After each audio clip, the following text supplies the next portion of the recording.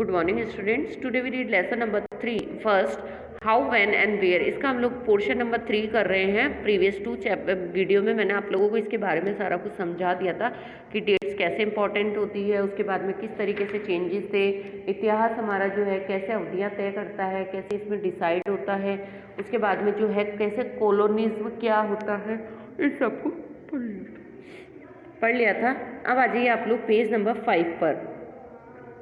How do we know, देखिए what source the history use writing about the last 250 years in Indian history, कि जो हमारा भारतीय इतिहास है इसके पिछले 250 साल का इतिहास लिखने के लिए इतिहासकार कौन से स्रोत या सोर्सेज जो है इस्तेमाल करते थे, क्या चीज़ें काम में लेते होंगे, हम लोगों को इसको पता करना पड़ेगा। Administration produce records, one important source of the official record of the British administration. सबसे पहली चीज़ होती है इतिहासकारों को एक बहुत महत्वपूर्ण साधन कौन सा मिलती है, सरकारी रिकॉर्ड। जो ऑफिशियल रिकॉर्ड होता है उससे इतिहासकारों को क्या पता चलता है, महत्वपूर्ण साधन माना जाता है।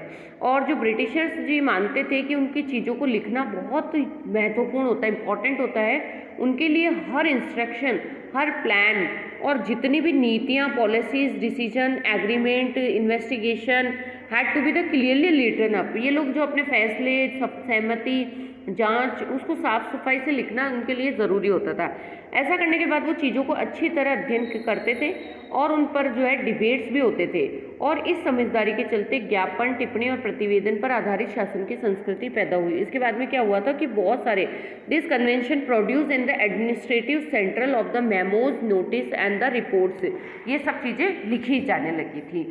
और ब्रिटिशर्स को ये भी लगता था कि उनके जो तमाम दस्तावेज हैं और उनके जो भी पत्र हैं उनको संभाल कर रखना ज़रूरी है, लिहाजा उनको सभी ऑफिशियल्स जो इंस्टीट्यूशन थे उनमें अभिलेख कक्ष भी बनवा दिए। मतलब उसमें अलग से जो है एडमिनिस्ट्रेशन में early years in the 19th century can still the read of the archives, you can the study notes the reports that district official prepared और the instruction and declaratives there were sent in the official top on the provisional administration. कि अंग्रेज़ों को ये लगता था कि उनके जितने भी इम्पॉर्टेंट दस्तावेज हैं, जितने भी इम्पॉर्टेंट उनके जो लेटर्स हैं, मेमोज हैं, उनको ब्रांचेस में जो है अनादर रूम रखवा कर उसमें रखा जाए। फिर 19th सेंचुरी तक तो आते आते उन लोगों ने क्या कर दिए थे, तहसील के दफ्तर, कलेक्टर, कमिश्नर के दफ्तर और मतलब जो थे इन सब के अपने रिकॉर्ड रूम होते थे और जो इम्पॉर्टेंट इन लोगों के डॉक्यूमेंट्स थे उनको बचाकर रखने के लिए इन्होंने आर्काइव और म्यूजियम जैसे संस्थान भी बनाए। ठीक है। Then in the early years of the 19th century these documents were clearly copied out with the beautifully written by the calligraphics, it's by those who's the specialized in the art beautiful writing by the middle of 19th century with the spread of painting. Multiple copies of these records were printed as the processing in each government department.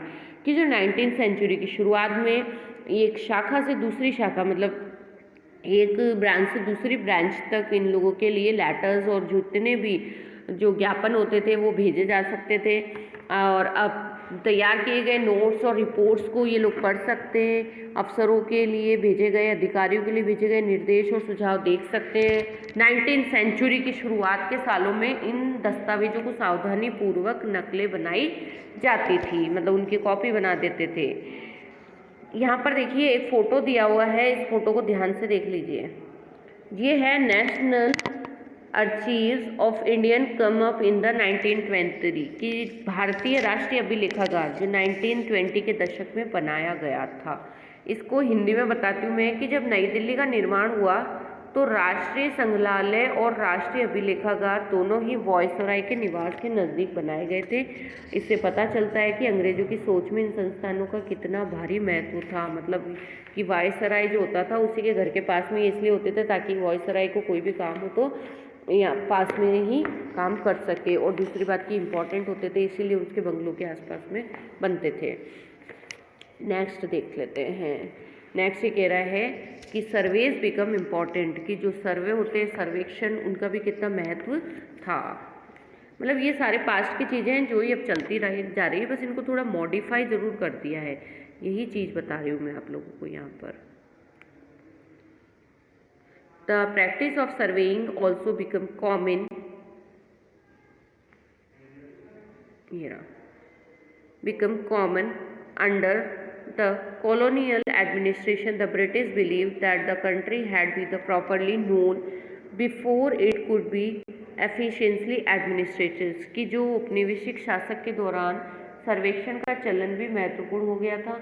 अंग्रेजों का विश्वास था कि किसी देश पर अच्छी तरह शासन चलाने के लिए हम लोगों को क्या करना पड़ेगा, उनको सही ढंग से जानना जरूरी है। और 19वीं सेंचुरी की स्टार्टिंग तक तो पूरे देश में हमारे उसका मैप तैयार करने के लिए बड़े बड़े सर्वे किए जाने लगे थे, और गाँवों में जो टैक्सेस होते थे उनके लिए सर्वे किए गए। इन सर्वे में जैसे कि लैंड था उसके लिए, सॉइल फर्टिलाइजेशन के लिए सर्वे होते थे, उसके अलावा मिलने वाले पेड़ पौधे, जितने भी एनिमल्स थे उनके लिए, वहाँ की फसल, इतिहास, उनका पता लगाया जाता था। और जो अंग्रेज़ थे उनकी यह भी राय थी कि किसी एरिया में अगर शासन चलाना है तो इन सारी बातों को जानने के लिए ज़रूरी होना चाहिए। 19वीं सेंचुरी के एंड में तो हर 10 ईयर्स में जो है क्या करने जाने लगी, जनगणना की जाने लगी, है ना। और जनगणना अभी भी होती है। अब हमारे पहले कब हुई थी, 2001 में हुई थी, 2010 में हुई थी, फिर 2020 में होनी थी, लेकिन अभी इस वजह से हो नहीं पाई है, कोरोना की वजह से। जनगणना के द्वारा भारत के सभी प्रांतों में रहने वाले लोगों की संख्या, उनकी जाति, उनका काम, उनके बारे में पता करना, ये सब सर्वे किए जाते थे। इसके अलावा जो है वहाँ का वानस्पतिक मतलब सर्वे, बायोटेक्निक सर्वे, जूलॉजिकल सर्वे, आर्कियोलॉजिक सर्वे और एंटीपोलॉजिकल सर्वे, फॉरेस्ट सर्वे, ये सारे सर्वे भी किए जाते थे। उसके बाद में बात आती है what official record do not tell, कि ये जो अधिकृत रिकॉर्ड से क्या पता नहीं चलता। अब रिकॉर्ड्स की इतने बड़े जो है, रिकॉर्ड का जो इतना बड़ा भंडार है ना, फ्रॉम दिस वास्ट करप्स में जो है records we can get known as the lot, कि कुछ पता लगा सकते हैं क्या भाई, रिकॉर्ड्स के इस विशाल भंडार से हम बहुत कुछ पता लगा सकते हैं बिल्कुल। फिर भी इस बात को नज़रअंदाज नहीं किया जा सकता कि सारे जितने भी ऑफिशियल रिकॉर्ड्स हैं इनसे हमें यही पता चलता है कि जितने भी गवर्नमेंट अफसर ये क्या सोचते थे, उनकी दिलचस्पी किन चीज़ों में थी, किस में इंटरेस्ट था, और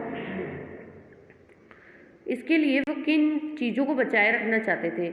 इन रिकॉर्ड से हमें यह समझने में हमेशा मदद नहीं मिलती है कि जो देश थे उसके दूसरे लोग क्या महसूस करते थे और उनकी कार्रवाइयों की वजह क्या थी। मतलब इतने जो मूवमेंट्स होते थे, लड़ाई झगड़े होते थे, बैटल्स होते थे, इनके कारण क्या था। तो इसको पढ़ते हैं यहाँ पर। they were interested in and with the vast to the preserve on the prosperity. These records do not always help us understand that other people in the country felt with they behind their actions. For that we need look elsewhere when we begin to the search of these sources and find them the plenty. Newspapers were published and the issue were debated in the public. Leaders and reformers wrote as they spread their ideas, thoughts and novelties, write in the express their feelings. कि इन बातों को जानने के लिए हमें कहीं और भी देखना होगा। जब हम ऐसे दूसरे रिसोर्सेज की या सोर्सेज की तलाश में निकलते हैं तो उनकी भी कोई कमी नहीं है, लेकिन जितने भी सरकारी रिकॉर्ड्स के मुकाबले उन्हें ढूंढना ज़रा मुश्किल ज़रूर साबित होता है कि हम लोग अपने इतिहास को, हमारे पास्ट में क्या चीज़ें थी, क्या सिस्टम था, उस सब को रिकॉर्ड्स के अलावा भी हम लोग पता तो कर सकते हैं, लेकिन थोड़ा मुश्किल होता है ना। इस लिहाज से लोगों की डायरियाँ, उनके जितने भी यात्राएं थी, उनके जो मूवमेंट्स थे, उन सबको क्या कर सकते हैं हम लोग याद करके, उनकी आत्मकथाएं सुनकर, उनके बाज़ार में बिकने वाली चीज़ें, उनकी पुस्तकें, उनकी मतलब बुक्स, वो सब चीज़ें इम्पोर्टेंस होती है। जैसे जैसे जो है प्रेस की टेक्नोलॉजी फैली थी, वैसे वैसे पेपर्स छपने लगे और विभिन्न मुद्दों पर जनता में बहस भी होने लगी, डिबेट्स होते थे। नेता और जितने भी रिफॉर्मर्स थे वो अपने विचारों को फैलाने के लिए लिखते थे। जितने भी पोएट्स थे, नॉवेलिस्ट थे, वे अपनी भावनाओं को व्यक्त करने के लिए लिखते थे। लेकिन ये सारे जो स्रोत थे उन लोगों ने रचे जो पढ़ना लिखना जानते थे। लेकिन ऐसा नहीं कि जो पढ़े लिखे नहीं थे उन्होंने कुछ काम नहीं किया या उनका कोई रोल नहीं है, ऐसा नहीं है, उनका भी बहुत इम्पोर्टेंट रोल है हमारे इतिहास में। Yet this can be the done, है ना। देखिए कि बहुत सारे स्रोत जो पढ़ना लिखना जानते थे उनसे तो वो तो लिख देते थे, लेकिन हमें यह नहीं पता लगा सकते कि जो आदिवासी थे, फार्मर्स थे, जितने भी खानों में काम करने वाले लेबर्स थे या सड़कों पर ज़िंदगी गुजारने वाले जो गरीब थे, ये किस तरह से जीवन को जीते थे, किस तरह से अनुभव करते थे, किस तरीके से गुजर बसर करते थे। अगर हम थोड़ी सी और कोशिश करें तो हम इस बारे में भी जो है जानकारी प्राप्त कर सकते हैं। जैसे जैसे हम इस किताब को पढ़ेंगे हम लोगों को ये बात समझ में आने लगेगी धीरे धीरे, है ना।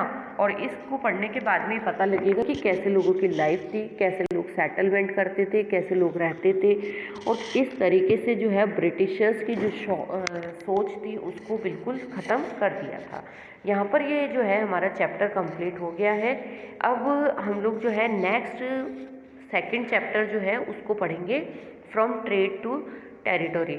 इसको हम लोग नेक्स्ट वीडियो में करेंगे। Thank you. Stay home, stay safe, keep your learning. Bye.